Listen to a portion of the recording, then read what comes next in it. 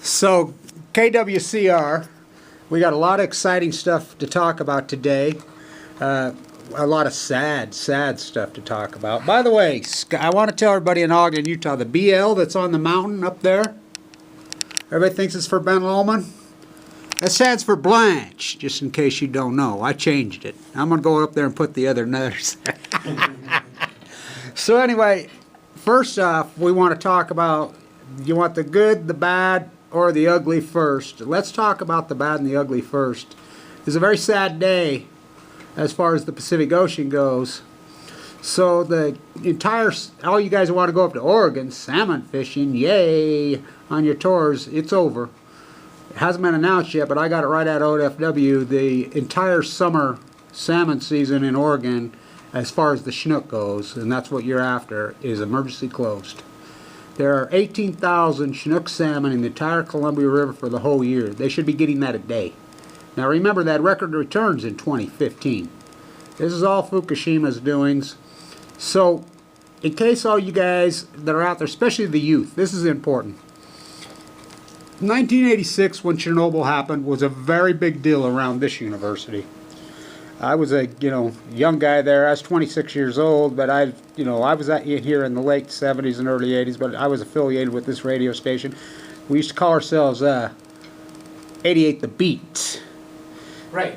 Which was, this radio station was a powerhouse, and I mean, in the state of Utah. I mean, it was cutting edge. It was controversial. It was a bunch of fantastic. As well as the signpost. Yeah, the state of Utah was afraid of us. So when Chernobyl happened, it wasn't like it wasn't reported. Now this is important. I want to talk about this because HBO tonight is starting the HBO Chernobyl documentary series.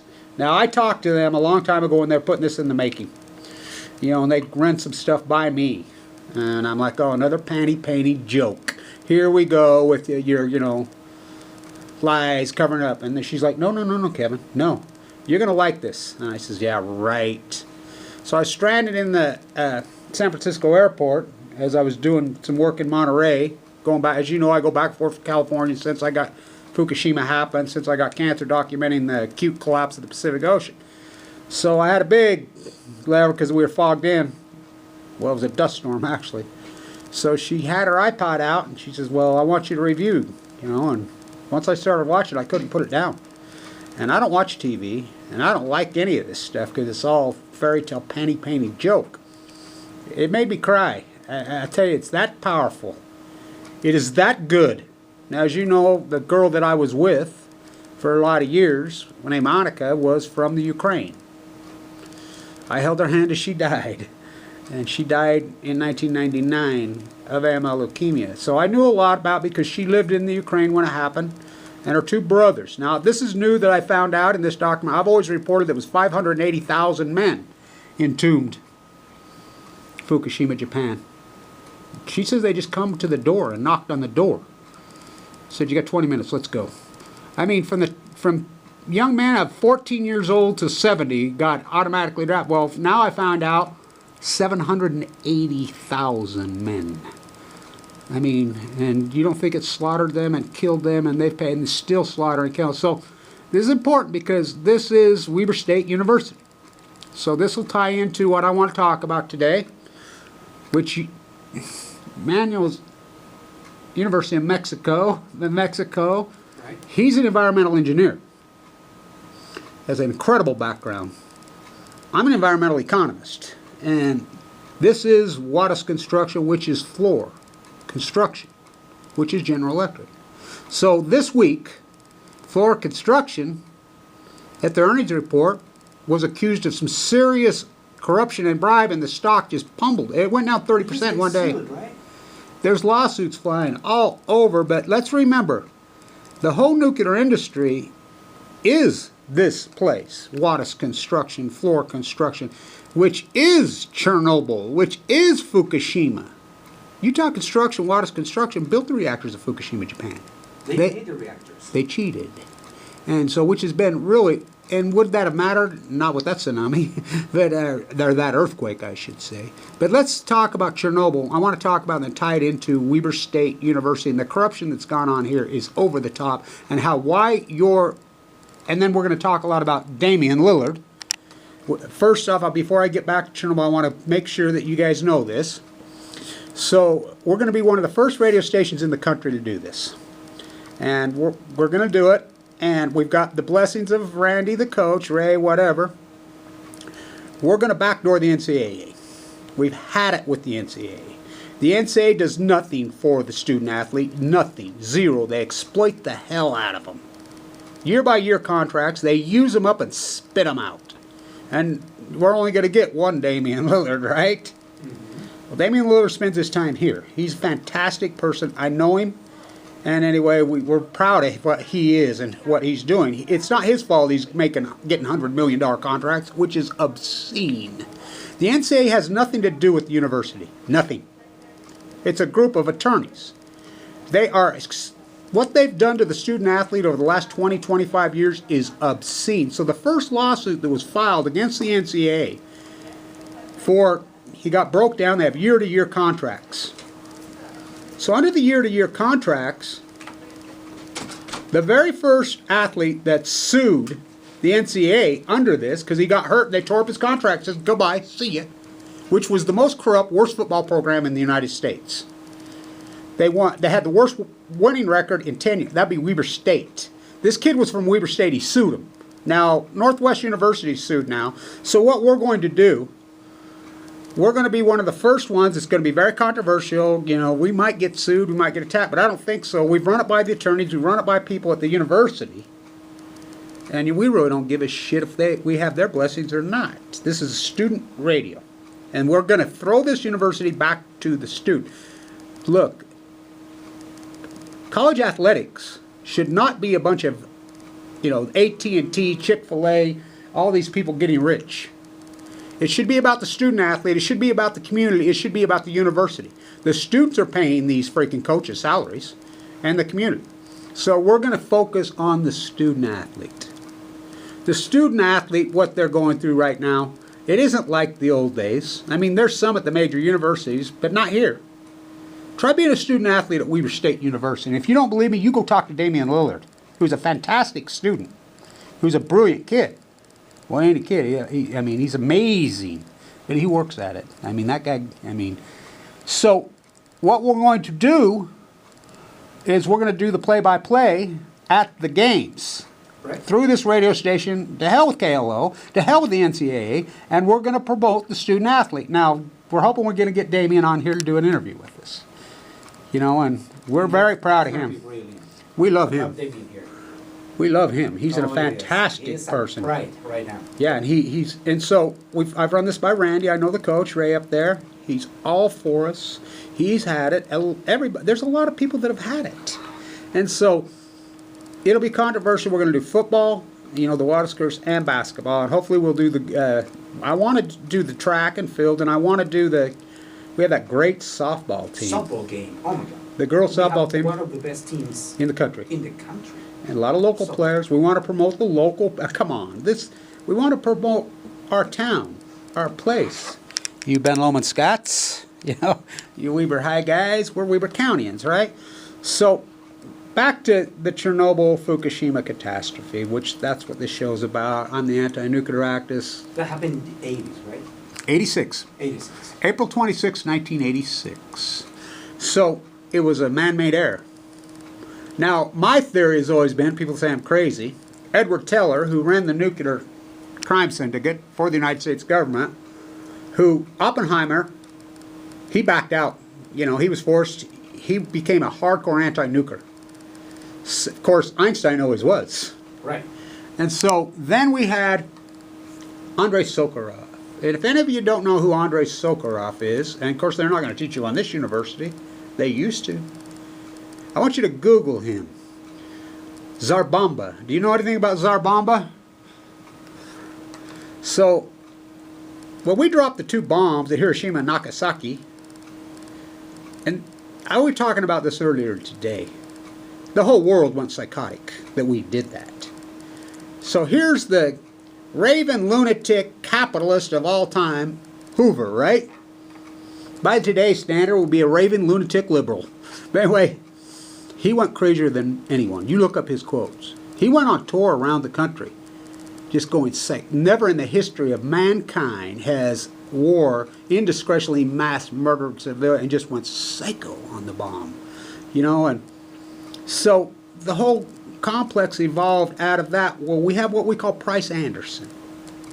Price-Anderson is a congressional act that was passed in the 1950s to promote nuclearism.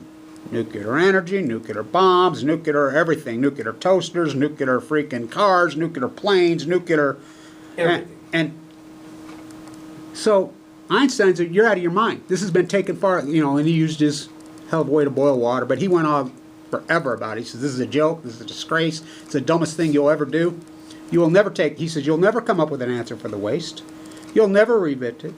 So did all these people. So when we dropped the bomb, we didn't need to drop that bomb. I mean, the war was over. They were done. And by the way, did we kill Hirohito? Did we do anything with Hirohito?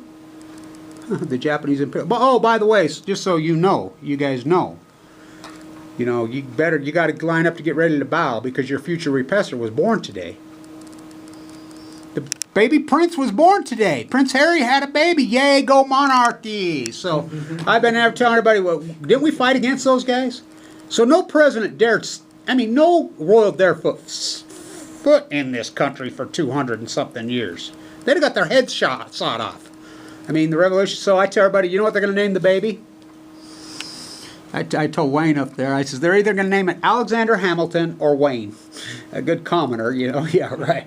I mean, it's so disgusting that we bow to monarchism, royals, and just getting back to Damian Lillard, you know, we're billionaire baseball players, and we worship them. You're going to be the next Cinderella. You could be the next King James. You could win the lottery. You go to university and go in debt a couple $100,000, keep going, keep going. You might be the next Wattis Floor Construction CEO. Yeah, right. Wow. Yeah, well, Yeah. I want to be the next Bill. What about Bill? What was Bill Gates' partner's name? Paul Allen? Paul Allen, yeah. Where's he? He passed. Yeah, you know what? Leukemia. Cancer. Oh, they got a pill, don't they? These elites. They're on that. Let's see. They said his net worth on paper was $30 billion. That help him out? So, I think this generation, this radio station, what a renaissance. Oh my God, what a youth we have. Finally, because I've been so discouraged fighting this environmental beast and this monster and this baby boomer and echo boomer has gone along with this monarchyism, this fairy tale, pay the dragon slayer, and this whole pledge allegiance militarism. This generation's finally awake. We finally, we have a generation that's awake. And I don't even know, I call them the post-ignorance generation. And they are young. They are very young. Ahead of their time? Well, they have to be. You seen the debt? So, you seen the environment? It's crashed. So, back to Chernobyl and Andrei Sakharov. So, we dropped the 2 bombs and we flexed it at Russia. So, World War II, World War I, World War II, Yalta by the Sea, right? Which was FDR, drunkard Churchill, and Stalin. The mass murder of Stalin, the boat of bones. But really, how many men did Russia lose? I mean, first off, you start in Russia with the World War I, World War II. What about the Russian famine? Do you know about the Russian famine? And this will tie me into Chernobyl. So the Russian famine was epic. Starvation, literally, like the whales are starving in the Pacific Ocean now. So it wiped out so many, and so that's where Chernobyl is. Chernobyl was the wetland, was a giant marsh, giant wet, like Ogden. Ogden was a giant marsh, wetland.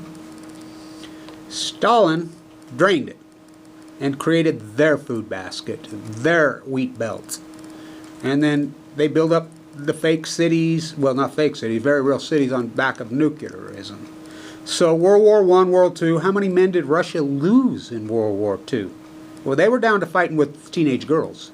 Wow. I mean, they lost them all. So then you throw Chernobyl on the back of that. I don't know if anybody's ever been over there. Oh, I have. I'm not allowed in there anymore. You know, when I used to go in, I used to sneak in. But I think it's closed now because you cannot get closer to the very place where. Oh, the Chernobyl? reactors were. Oh, no, you can go. You can go now. There's a hostel there. Oh wow. Come kill yourself, radiate. Well, yeah, because But, of the radiation is at a very, very high level. oh my Lord, forever. So, when they dropped the 2 bombs, the Russians are like, oh, you're going to flex your at us. Okay, okay. Oh, Russians, they got it. So they found a guy named Edward Teller here in the United States, which was the mad Hungarian. Crazy. You know, they were all Bavarian. They all came from the same place. Which he was the nuclear Russia's good yes man puppet. You know, and we grew this beast from hell up. Well, Russia retaliated secretly, quietly. It's called Mayak. And if anybody thinks that the greatest nuclear disaster that ever happened is Chernobyl, you're wrong about that. It's 2. Fukushima's number 1. Fukushima is the number But what's 3 and 4? They happened the same time. Santa Susana in Los Angeles. Rocketdyne. Oh, Santa Susana, don't you cry. Which was major cover-up. And then the nightmare at Mayak in Russia. Blew up in '59, both of them. Wow. They were working on their bomb, which is called Tsar Bomba. So they're like, okay, you think you got the bomb? You're intimidated? Watch this. 100 megaton nuclear bomb. It was so big that Sokolov said that he had to back it off to 50 megaton so it wouldn't kill the pilots. Because he says it would go like this. So he backed it off to 50 megaton. Wow. When they dropped it in the early 60s, we recorded it as a meteor hitting Earth. It shook the Earth nearly off its axis. And so it got reported, it was finally the Swedes and the Norwegians detected radiation, that it was a nuclear bomb. And then the United States knees really started to knock. Uh-oh, what have we talked about? Open up Pandora's box. Then the arms race went in earnest. My father, famous guy in this town, Dwayne Blanch, beautiful, goes way back. He was one of the human lab rats in the Nevada test site. That was all Teller's doings. So I've always said this, and people said I was crazy on this university, everywhere. I've always said that I felt that Chernobyl, which was man-made, you know, it's one guy really, supposedly. There's lots of rumors, was he suicidal, was he blah, blah. I've always said the United States CIA did it, and it was Teller did it. So Teller was asked about it. You think this is a far-fetched, crazy idea? It's not.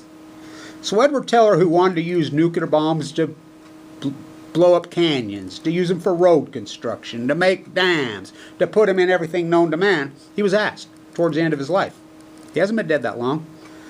He says, well, what about, you're probably responsible for killing millions, if not billions, if not trillions into the future with your nuclear, you know, nuclear madman. What about Chernobyl? There's people that say that you did it. The United States CIA did.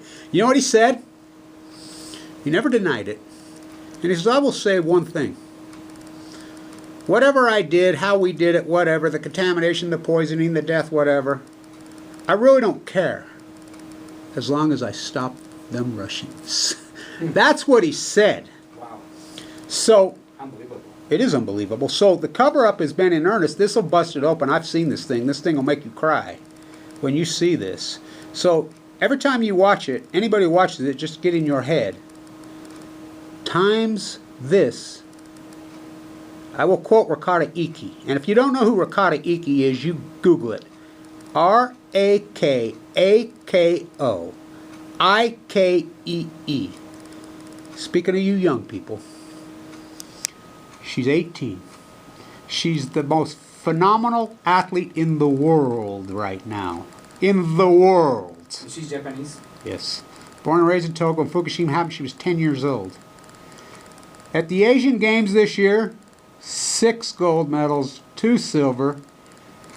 First female in the history of the Asian Games to be the MVP. Shattered record. She's a beast. She started not feeling good in February of this year. She has 535,000 Twitter followers. She's a celebrity beyond celebrityism. She is literally the poster person for the 2020 Olympics. Literally.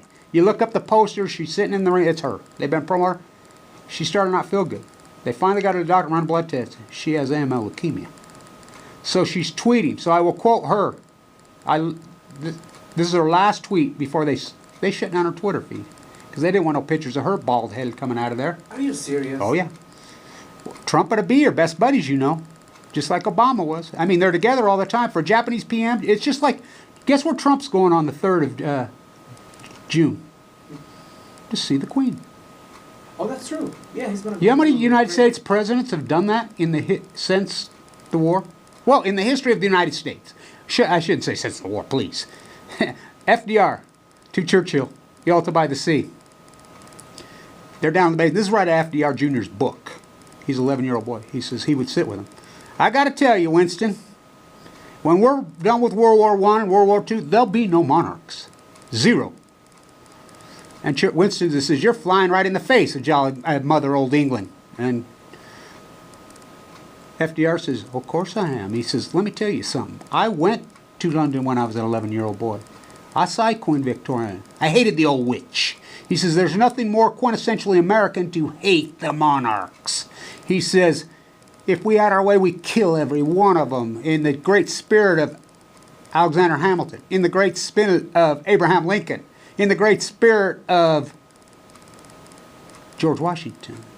And FDR says, well, I know if we don't go along with you, we're going to go the same way our cousins went.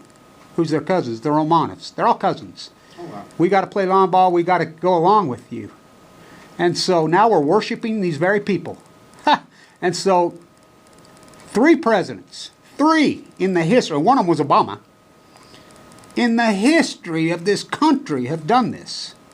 I mean, not to mention Trump gave away the F-35 to the Japanese imperialists, those guys that fought World War I and II. They're rolling over in their grave. How about the nuclear reactors to the Saudis? Didn't they do 9/11? That's a new thing. That's a new thing, right? Yes. The Saudis? Secretly. Now, Trump, I used to go to his speeches. He would give his speeches. See how my camera's doing. I got to make sure I get this because I screw a lot of stuff up. You know, I'm a one-man band. My publicist, she done quit me. Oh, yeah, I never had one. And so, yeah, I mean, so Trump, I used to go to speeches. I spent a lot of time in New York, as you know, as the activist. I did so much work there. I used to go to Trump's speeches after 9/11. And he would go crazy on the Saudi royal family. He says, we know that the money was traced, which that's what I did for a living. I'm one of the first guys that traced the money went to, right through England to this. By the way, so you don't know, the royal family in England, look up the DNA swap. You know who the heir to the Romanov royal family is? The baby just dropped. It's Prince Harry. Look it up if you don't believe me. I mean, this is not some hyperbole. This is DNA. Worldwide DNA when they found the bone pile, and got DNA out of the bones, of Anastasia's brothers and her. It's Prince Harry. The Saudis are related to them. The Saudis? The Saudi royal family are blood related to the English royal family. By the way, they're all Bavarian Nazis.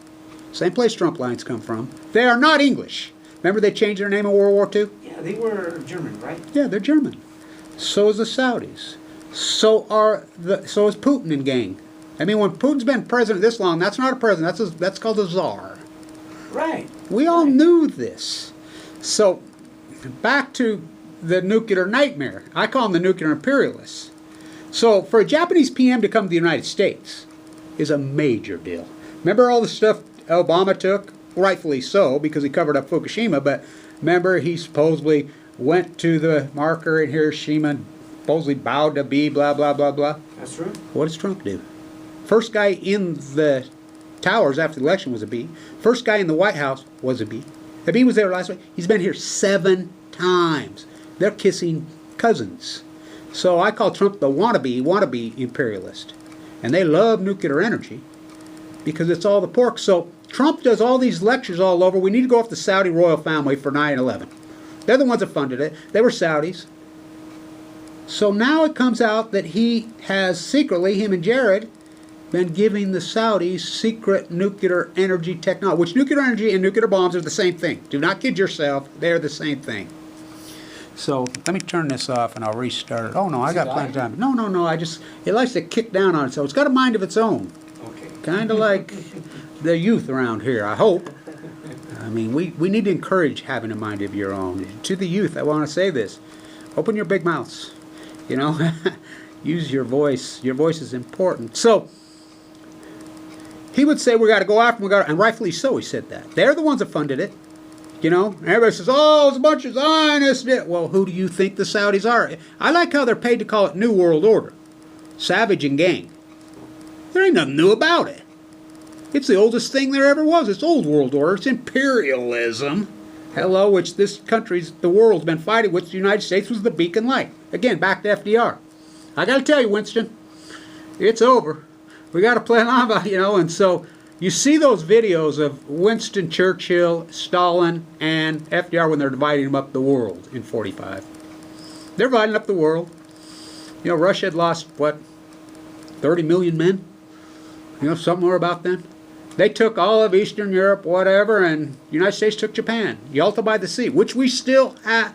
Them treaties are still much in it. They're 1,000-year treaties. So when Trump got to be reelected, how'd he do that? You remember when Trump played boogeyman with North Korea? Right. Right after he got elected. Let's turn this off and start it over.